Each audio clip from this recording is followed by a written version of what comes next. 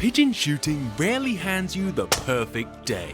Oh mate, what a miss, if ever there was a miss to make. Sometimes it's the weather, or maybe the birds have been hammered on the farm next door. They've been chased around on the rape all year, and behind us we've got 200 acres of rape which I don't have access to. And often the field you've got to shoot in, well, it wouldn't be your first choice. But today's adventure isn't about ideal conditions. It's about making the best of a rough hand. It's about balance. I shot badly this morning and I have passed that on to you. Today on TGS, we're back with Paul Payne, one of the finest pigeon decoyers in the country, to prove that even when the odds are stacked, there's still a day out to be had, and that sometimes, just sometimes, patience pays off. If they really want it, nothing will stop them. This is more than a test of skill. This is the art of the decoy. Right, we've been out and had the most glorious days together in the most ideal conditions. Today is not one of those days. No, it's going to be 22, 23, might even be more than that later on. So the birds are going to sit up. We're shooting on peas today, 3-4 inches tall. Desperately need some rain, but the pigeons won't leave them alone. So I've shot it twice already, but they're still pestering it. So we'll see what we can do today with it. Because the trouble is with the plant being so small, a few pecks and it's stunted. Especially with this heat, it doesn't have the chance to recover, does it? No, it really does cause some damage. So really want to get on top of them today. So we'll see how we go. It's the wrong conditions. It's the wrong time. It's the wrong everything. And once we got started, I've got a whole list of questions because you dedicate your life to pigeons and you're fortunate to go out at the ideal times. I don't have that luxury, as do many, right? It's a Saturday morning, you've worked all week, now is the time to go regardless of conditions. I've got a whole heap of questions today that are about how to maximise bad opportunities. Yeah, well, this is actually a bad opportunity. It's not the right weather. This time of the year, the birds are starting to split up their winter flocks. They've been chased around on the rape all year, and behind us we've got 200 acres of rape which I don't have access to. And they're a little bit spooky of machines, so I've shot it twice, and they are a little bit spooky of machines, and that's why we've got the rotary right up the wind, under the wires, so they won't go underneath the wires, so we'll kill them before they get there. What they do, the flocks are splitting up, as I just said, they're starting to pair up. The buds are nearly finished on the trees, so they don't really need to feed. It sounds stupid, but they don't really need a lot. They can have a little bit of clover, a little bit of weed seed, and that will pretty much do them for the whole day. So they don't really need to feed. Peas mainly are moisture. They have a plant for moisture, so if we get a hot summer, they will be pestering these. The flocks here, they're just about starting to break up, but we won't be shooting into them. We'll only be shooting at the 2, 3, 4. As flocks come in, we'll let them go, because all we're going to do is educate them. All right, let's get out of the sun. Yeah, let's have a go.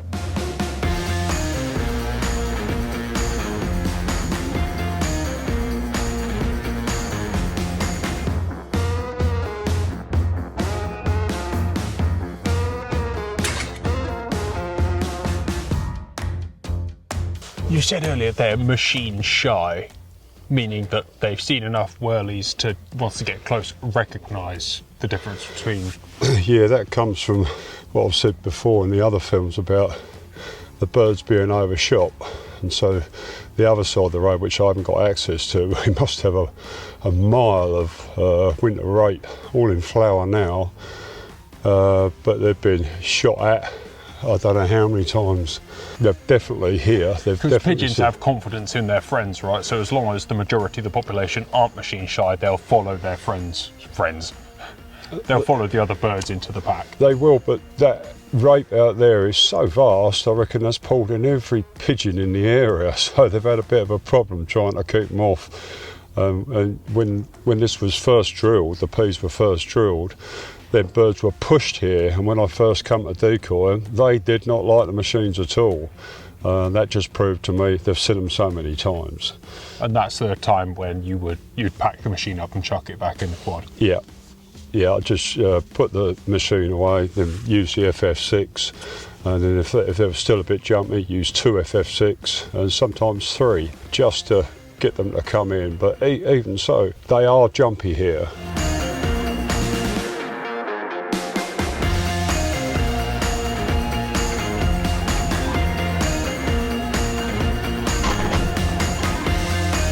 Hell of a scene, isn't it? British countryside is just beautiful. Springtime is just fresh and everything comes to life. All the birds are singing. It's just absolutely stunning. Actually appreciate it after a long, miserable, cold, wet winter. Yeah, shooting the winter rape can be a bit tough. You know, you're there to keep them off the crop, and so you just get on with it really. But I have got a big old sheet that I put up like a windbreak behind me. That was a godsend, that was. Well, should I say, you look at the hide today, like you are a very civilised pigeon shooter. Yeah. You've got plenty of shade. You know, years ago I didn't. I actually got sunstroke sitting in the hide and was sick. You know, like everything over the years, if you want to be good at something, you just evolve, don't you? But when you're sitting here like this, we've got a real low front. It's only 3 foot. We've got a roof over. We're sitting still in the back, and they're coming head on, these birds, and they're not seeing you at all. As I said before, movement. Yeah, it's a little bit harder to shoot for it, let's be honest. Oh, Like a slightly bigger hole to get a bit more comfortable would be nice, but that's just an excuse because I just missed a pigeon with 3 shots. We weren't going to mention that. Yeah, well, hey. If you can't be honest about your failings, then no one will believe you if I'm ever successful. We've got a wind from the left blowing in. Yeah. And they're always going to land. Well, they can land either way, right? Or not, generally. If the wind isn't strong, yeah. Yeah. Yeah, it's only when... So what they will do, they'll come along on this line from the left, come along and turn in. Okay. And as soon as they turn in, then it's night-night. Ooh, the bugger.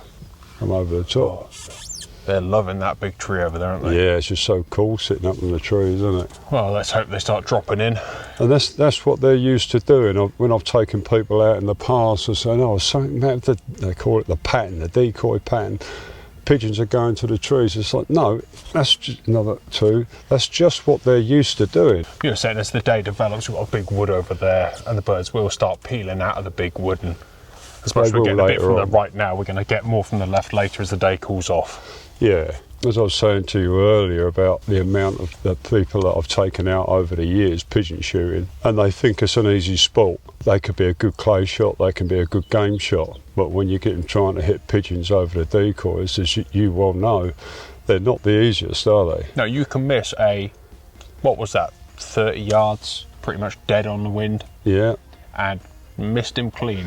When they're twisted and jinking, they are not an easy bird. If they're a flat line of flight coming to the decoys, then yeah, they are quite easy. When they're jinking and twisting around or going away, they are very difficult to shoot. On a day when they're coming in regular, you can find a bit of rhythm, but right now we'll be talking relaxed, and then suddenly it's a bit of a ramp up. You see one, is it coming, is it not? There's a lot of distractions. Whereas in a clay stand, all you got to do is shoot the targets. Yeah. That's hard enough.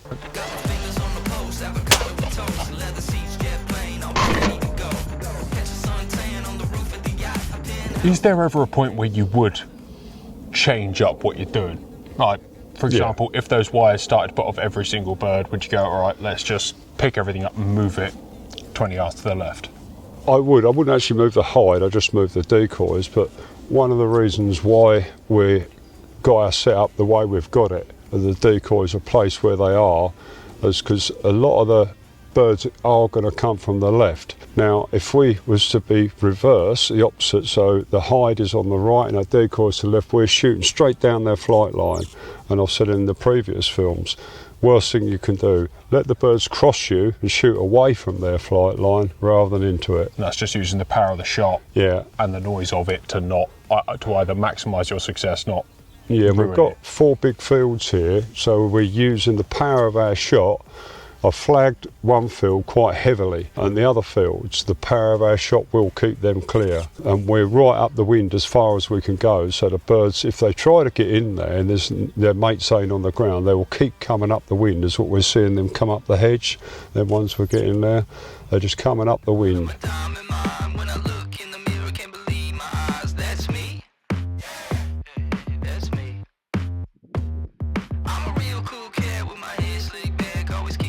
When is it appropriate to bring out a second hide? Like, there's a lot of us here.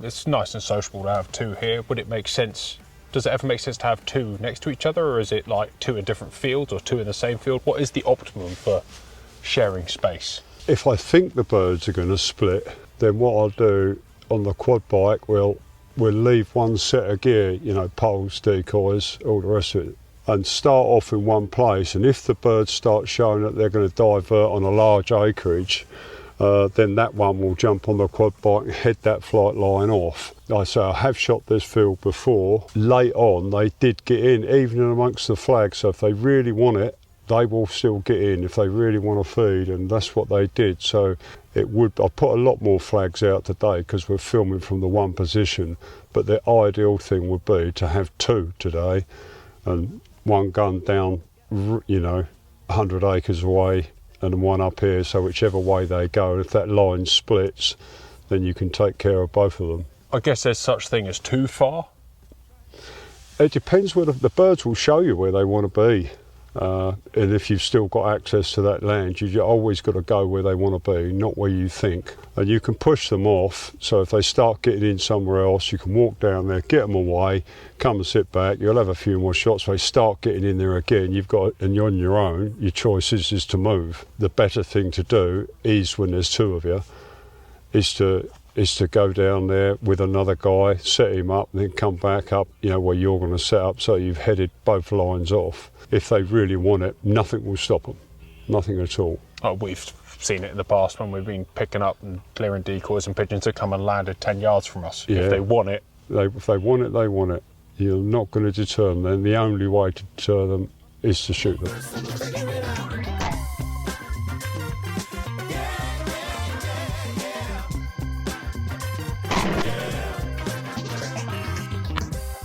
Wolves howling at the moon, peacock and acting like a fool.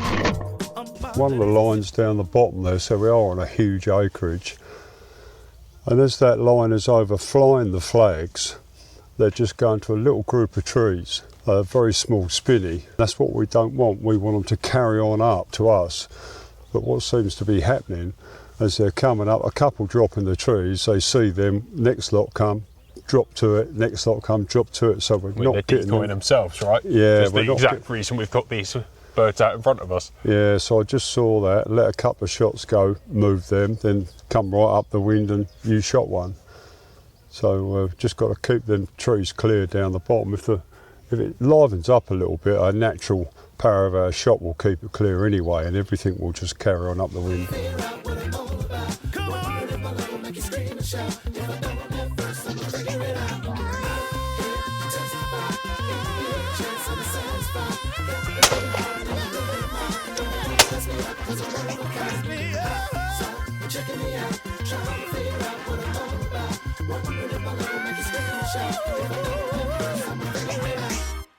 Paul, what we've established is that when you miss with a semi-automatic the first time, first barrel kill's great, and then the miss only sort of becomes two more misses, given the if you miss the simple sitter, it's because I've not mounted the gun right in some awkward contorted position, but it is quite fun lacing off shells into the nothing. Yeah, you're travelling with an auto. I'd say I used one for about 15 years, cracking guns, but if you miss first shot, you're kind of like chasing your other two shots. Yeah, whereas with an over and under, you go, miss, I've only got one more, bang. Yeah, but I mean, the way we're shooting today, you know, we've got a roof over, we've only got a little 3-foot hole to shoot out of, you know, like a big smiley face, yeah, just to keep out of this heat. It ain't easy, it ain't easy. I think we're going to make a new rule of that anything out to the right, I'll have. it is for you. And then anything out to the left, I'll take back in return.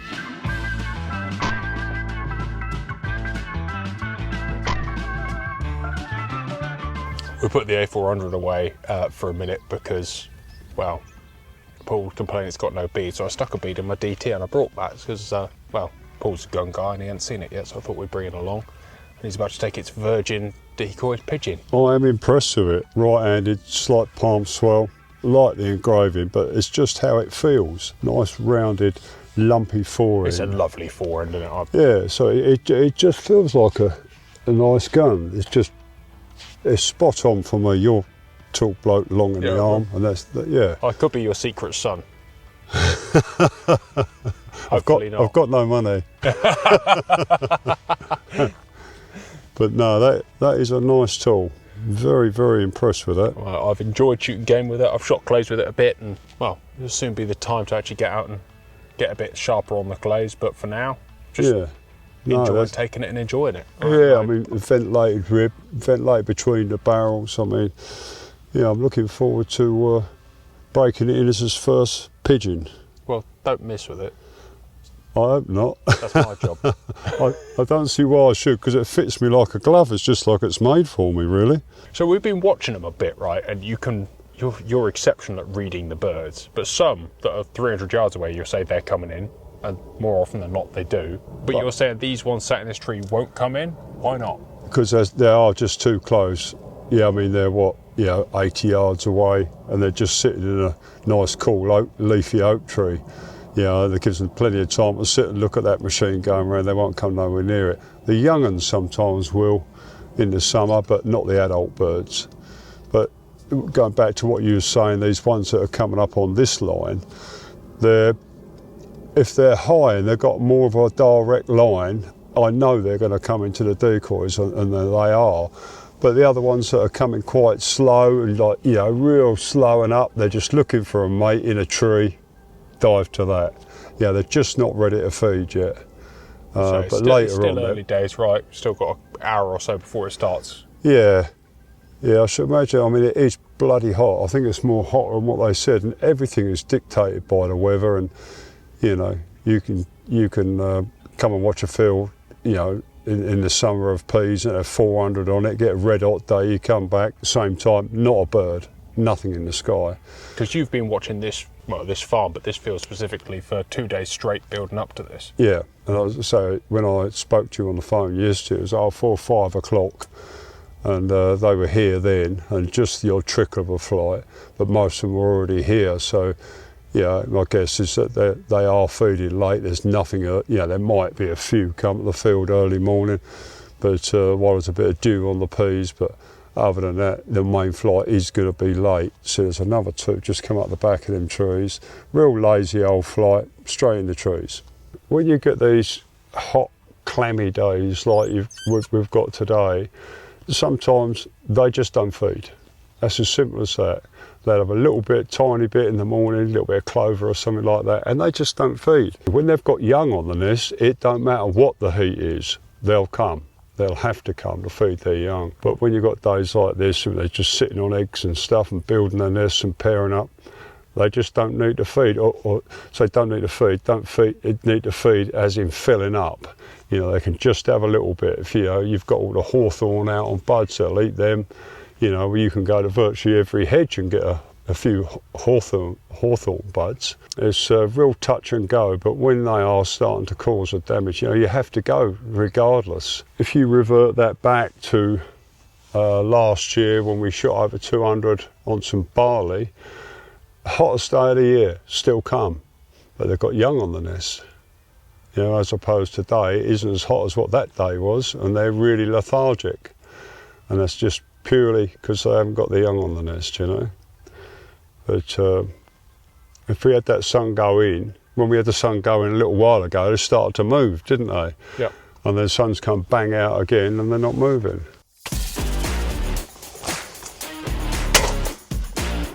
Get him? Yeah. Good boy. Even though that's not my gun, the swinging of it, that just swung lovely, that did. Oh, it is. I picked that gun up, but I think, first time I shot it was up in Wales on some proper stiff partridge. I shot, 6 for 6 on some proper partridge. I'm like, yeah, I like that. It was all downhill from there, mate. Like that, I should have just put it in the cabinet, put it in a frame and looked at it forever.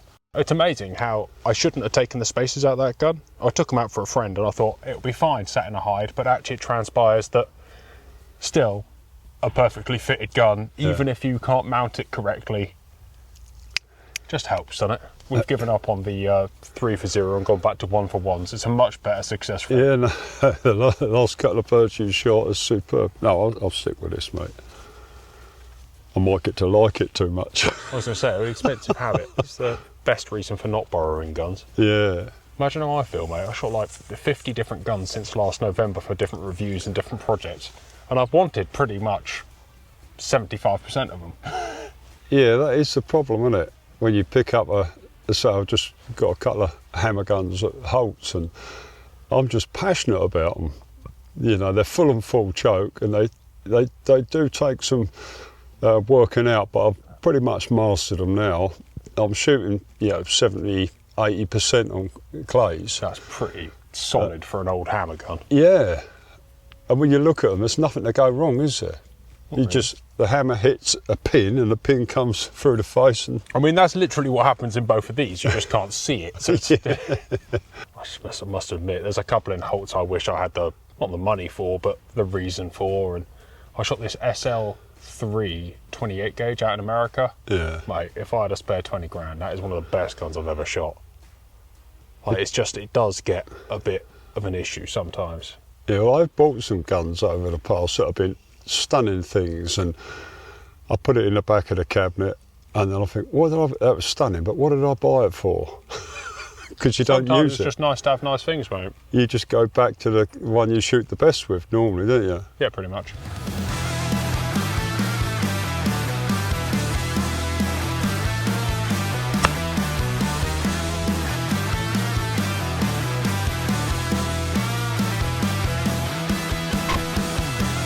I think something's being lost in the decoying world, which is quite sad, really. Well, a lot of people are packing it up purely due to the cost, and then they can't find a game dealer to take the birds.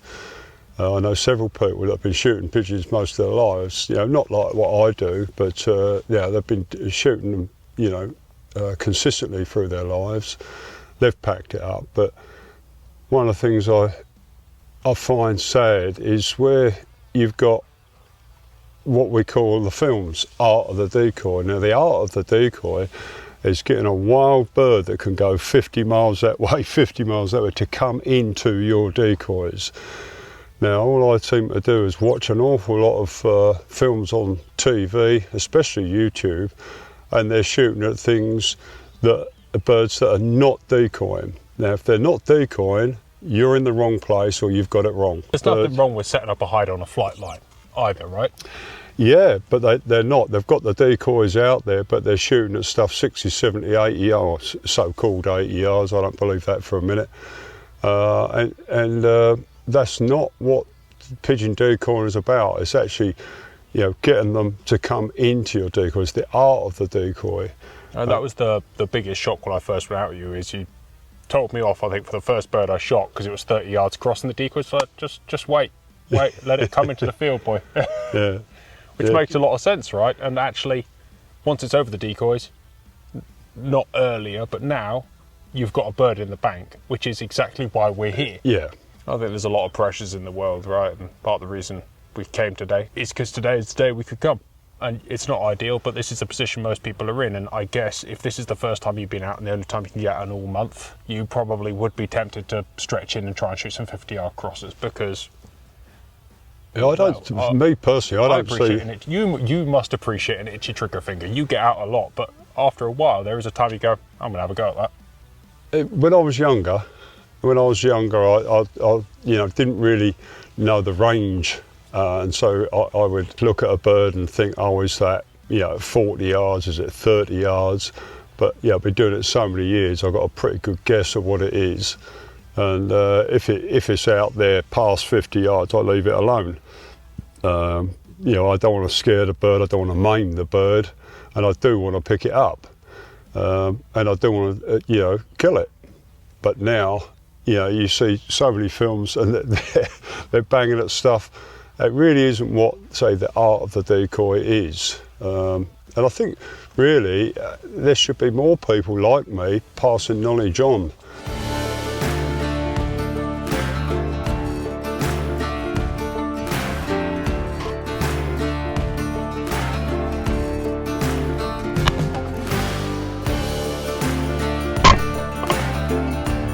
Last time I was out, you saw in the 1930 film, I forgot my custom fit guards. And as much as it was uncomfortable, it was really annoying for all of Owen, because I couldn't hear anything. It's only when you've used these on and off, well, pretty much on now for 7 years, and I've forgotten them maybe 3 times, and every time it's definitely something I take for granted. Guys, go check them out. You get 10% off with the code TGS10 from CFG. Links in the description. It is starting to warm up a bit now. I mean, it's starting to cool down, but it's starting to warm up on the bird front.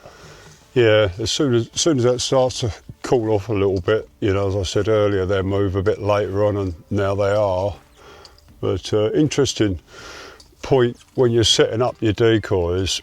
If you was to just let a wood pigeon land in amongst your decoys, his neck would be really stretched right out.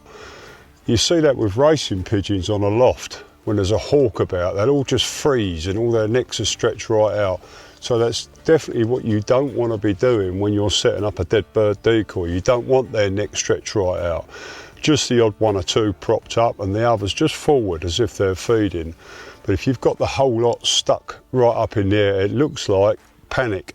A whole flock's going to take flight and they don't like coming in. So it is always best just to have just the odd one or two with their heads right up. Do you need to put a decoy pattern out in a relaxed fashion, but also make the decoys look relaxed? Yeah. That bird came in 100 miles an hour, stopped in front of us, and its head just went straight up, and looking around at the plastic pigeon next to it going, "You're not real."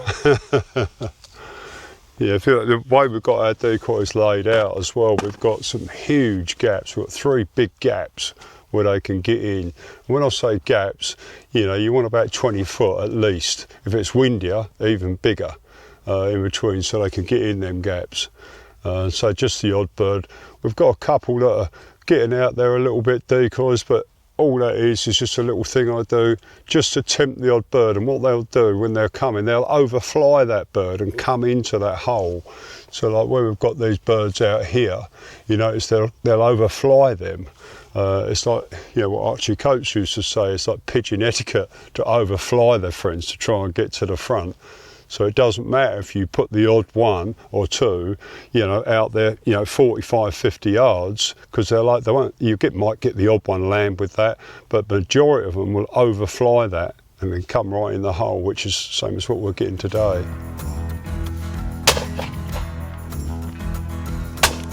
God, both of them, skinned that. How the fucking hell? You're getting tired, mate, or old, you decide.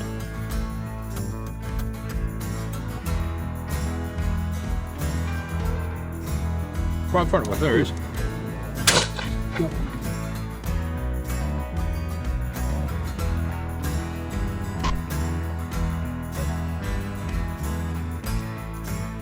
Right at the beginning of May now, mate, things have changed this year because of the weather agriculturally. What are the patterns for pigeons for the rest of the summer? Because hopefully we'll get out towards the end of the summer, or at least in the summer. But what does the pigeon season look like? Does it chill out for a bit? Is there always something to shoot over the next few months? Well, April generally is the worst month of the year for pigeons because, once you get out the end of March, the big flocks that have been on the winter rape, they start to split up, they start pairing up, ready to breed. And that coincides with all the buds coming out on the trees. So for actually killing numbers of pigeons, April is probably the worst month. This year the peas went in really early. I've got quite a lot of peas this year. All the farmers had the same idea as, quite warm weather and mild, we'll get them in. But now, we really need some rain on them. I mean, they're just sitting there and they ain't going to be healthy at all if we don't get some rain. In my area, I cover quite a large area, the pigeon population is very high. Have you seen it grow over the years? I presume since you were younger, everyone says pigeon populations have gone up. They have, because when bearing in mind I've been doing this, well over 40 years. If you look back years ago, the pigeon would only have 2 eggs, 1 brood, and it was really cold in the winters. We don't get the winters like we get now, and now they're having minimum of 2, sometimes 3 broods, and I'm shooting young pigeons all year, where you never ever did that. Shoot January, February, you'd shoot a young pigeon, and so the young pigeon that hasn't got the white ring bar around its neck, so it's not mature. Not a lot of numbers, but you are still getting the 1s and 2s. So, there's a lot to do with climate change where we're not getting the harsh winters anymore. So that was traditionally the biggest killer of pigeons, right? Is winter. It used to be. I remember my dad saying to me that, you know, in the 60s, I think it was 62, 63, they just laid around in the woods dead, just starved to death, you know, with the heavy snow. Everything was covered up, you know, rape wasn't about then, and they just starved. If you got cabbages or anything like that that was above the snow, they would just hammer it. But you know, now it's so mild, really. I know we get the odd blip of cold weather, but Yeah, it's nothing to special, is it? Yeah, it's I nothing think to back what. home I had 2 frosts this winter. Yeah, it's nothing to what we used to get, and so the wood pigeon has taken the advantage of it. At one point, pigeon shooting was so popular, and as I said to you earlier, now it's dying off. There's a lot of people that are just not doing it through the cost. And I think a lot of it as well, and I think I've said this in the past, is to do with access. It's the hardest sport to start because you can't just go up to a farmer that you don't know and say, can I shoot your pigeons, without references which you bring to the table. But as a younger person starting off, I remember knocking on dozens of doors and just suffering rejection. But the best way to get pigeon shooting is not just knocking on a farmer's door, is to actually see them doing damage and then go and approach the farmer. And you know, and ask him if you can go and clear the pigeons off that particular crop, which mostly would be rape. But I don't tend to shoot farms where other people have got access, because I put so much effort into watching them, understand and getting results. You know, I don't want to come and watch a field, you know, 2, 3, 4 days, turn up and somebody else is there. It's just a total waste of my time. So, you know, I have got sole access. I'm lucky enough that I have sole access to most of my land. But there again, I do put in the effort with the reconnaissance, which I'm quite fortunate that I've got the time to do. But I do get the results. So all the farmers, you know, like this farm, they don't possess a gas banger. They've got a Paul Payne. Yeah, they've got me to pick up the phone. I come out, if not that day, the next day to have a watch. I see what they're doing, see what time they start the field. And sometimes, you know, 6 times I'll watch a field before I shoot it. But, you know, when I do shoot it, I normally get the result. So that works hand in hand, really, with the farmers. But, you know, things are changing. Population is going up. Years ago, you would not get consistent 100 bird days. Even when I was a kid, that was a real big deal, and nowadays it still takes some effort, right? But it's more attainable.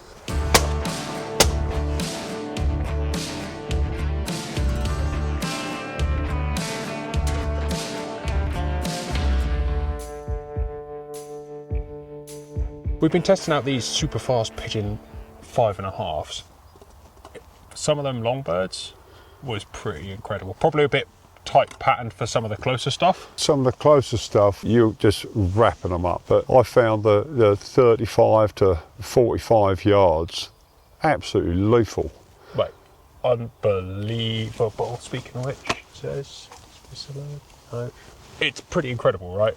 But it's always, I think, with every cartridge selection, it's about having the right one for the day and the intention. Today, the 29.6s probably would be the better one, because what has committed has been proper close. Yeah, But some of them they've crosses been you've shot have been spicy. That last one I shot 45 odd yards. That didn't even know it was dead, did it? No. It just wrapped it up. Proper lights out. As much as cartridge is important as right about choke, and I've got some pretty tasty chokes in, but probably did make those pattern tighter than I intended, or it was appropriate for some of these birds, but they're dead and not doing any more crop damage. All my shooting, every gun I've got is teak choked. I'm just passionate about them. I think they throw a superior pattern, and to be honest with you, for normal decoying, they are just superb. I do all my game shooting with the same chokes.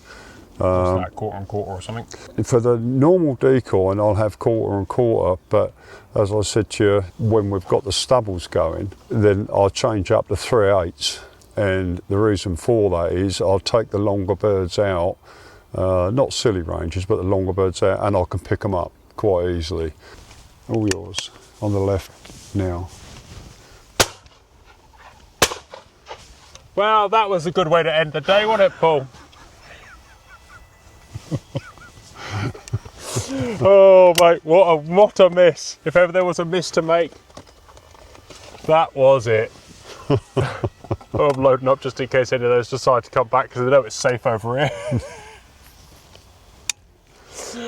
Oh, thank you once again for all your knowledge, mate. It's been a lot of fun in the hide, as always. We learnt a bit, shot a decent amount of pigeons. And, well, he says, that's that until later in the summer. Yeah, I think it's going to be a busy summer. There's a lot of birds in my area, so yeah, we'll have you down again as soon as they start to cause a bit of damage. Come on, show us how it's done one last time. Nice. Very nice. Hey, look. It's going to turn on for the next 15 minutes, you know it. Well, we can always sit here and just another 5 minutes if you want. Mate, the problem is it's a bit like one last beer. One last pigeon. Yeah. After a good old day that had been more about conversation than pulling the trigger, the pigeons finally broke from their trees and came in for one last feed. In just an hour, we doubled our day's bag. Proof that patience really can pay off. Funny to think that we almost packed up and called it a day, but sometimes it works and sometimes it doesn't. And it's days like this when it all comes together that keeps the spark of hope alive. It's the kind of day that becomes a remember when story when shared for years to come. A massive thank you to Paul Payne for another brilliant day in the field, and for sharing yet more of his knowledge with us all. Hopefully we'll be back out on the pigeons before the year's up, hopefully with better conditions, but then again, this one turned out just fine in the end. Thank you for watching TGS Outdoors. If you enjoyed this video, make sure you like, share and subscribe to the channel. The channel would not be possible without the support of our amazing sponsors who keep videos coming to you week after week. If you really enjoy the channel and want to support it yourself, please consider becoming a member. Channel members get a bit of extra content. Today we're going to be talking about good shooting advice. But mostly, you just keep us going and we love the support. There's a great community goes on behind the scenes. Take care guys, goodbye, and we'll see you on the next one.